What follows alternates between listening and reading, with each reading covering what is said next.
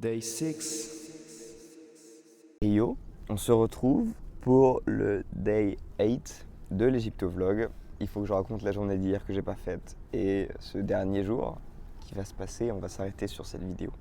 Hier, on s'est donc quitté à l'aéroport, on est parti en direction du Caire. Là, on s'est levé encore une fois à 2h du mat, j'en ai trop marre de me lever à ces horaires-là. Franchement, c'est insupportable. Le moral, il est sapé, la fatigue, elle est présente. Et t'es là, tu peux pas récupérer quoi. L'après-midi, tu dors mal. Là, regardez ce que c'est. Regardez ce que c'est, voilà. Voilà, c'est ça. C'est ça, se lever, voilà. Regardez les airs dépités là. Voilà, c'est qu'elle est filmée, c'est pour ça. Mais on est en PLS, ça en fout. Regarde. Là, on voit Perrine aussi. On est fatigué. Heureusement, malheureusement, c'est le dernier jour. Et donc là, on part direction le Caire. Là, il est actuellement 4h20. Le départ est à 5h30 pour passer une journée au Caire. On a commencé par faire les pyramides qui sont très très belles. Bon, là, je suis en train de me filmer. Il y a un mur derrière moi. Enfin, un mur.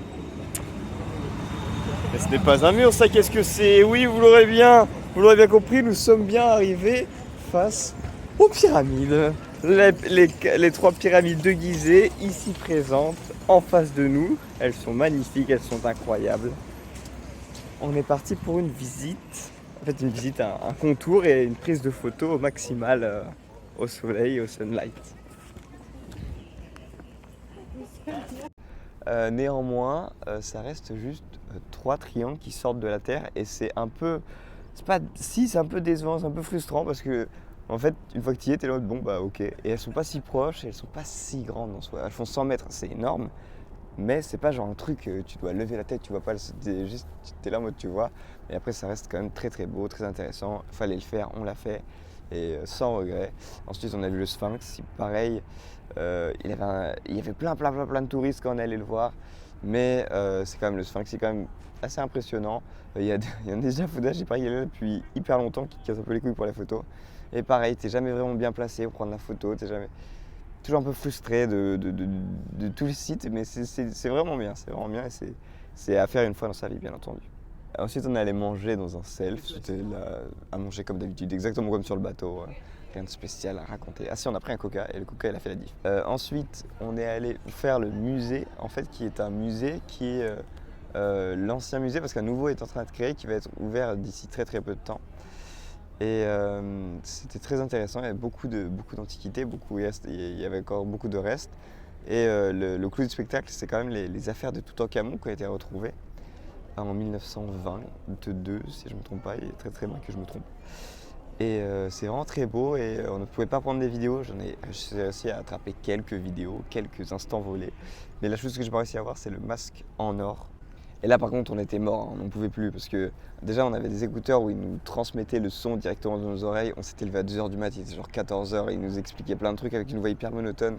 Donc c'était quand même vachement compliqué de rester concentré, mais c'était hyper intéressant. Musée à voir et surtout le prochain musée qui va ouvrir, je pense que lui pour le coup est incroyable parce que déjà il y a plein de trucs qui ont été décalés il paraît et qui va être tout nouveau et ça va être un des plus grands musées d'antiquité, si ce n'est le plus grand musée d'antiquité du monde. C'est à refaire. Voilà une nouvelle raison de revenir. Ensuite, on est rentré en avion, sauf que, petit problème, l'avion qui devait partir à 18h30 a été décalé à 19h30, enfin 18h40 à 19h30. Sauf que déjà, on était arrivé déjà 2 heures en avance, donc on est arrivé genre 2h50. Donc galère, au final, on a essayé de quémander des bouts de papier à un vendeur pour essayer de nous faire un loup-garou. Et ensuite, on a pris l'avion, on est allé manger. Et c'était le dernier soir, donc on s'est tous retrouvés. Et là, on a quand même bien joué les gars, on a dû faire 4-5 parties, on était beaucoup, c'était hyper intéressant, enfin hyper sympa. Et on s'est donc quitté. Certains on s'est quittés parce qu'il y en a en fait on ne rentre pas tous à Paris, il y en a qui vont faire une semaine d'hôtel all inclusive.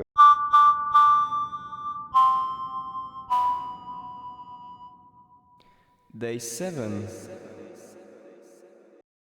Day 7, say today, c'est le dernier jour. Là, on s'apprête, là on est tous ici en train d'attendre de partir à 10h, il est actuellement 10h moins 20 pour prendre l'avion qui va partir à 13h, arriver à 18h. Et après, c'est retour au bercail. C'était donc une semaine, pour conclure, c'était une semaine très très sympa, très riche en découvertes, en temples, en musées. Franchement, c'est assez incroyable l'Égypte. C'est très beau. C'est très beau. C'est très pauvre. Ça, il faut continuer de le noter quand même, parce que à chaque fois, tu es là en mode ah, des temples magnifiques, et tu ressors, c'est pauvre. Et ça fait un peu dur à voir. Et puis tu dis que sans le tourisme, tu sais pas comment. Il est vraiment surchauffé, il fait trop chaud ici. Et puis je suis en plein full soleil pour sa défense. Bon, et du coup, je sais plus ce que je disais, mais bref, on va à l'aéroport. Tout le monde attend. Et c'est la fin du séjour. C'était un très beau séjour.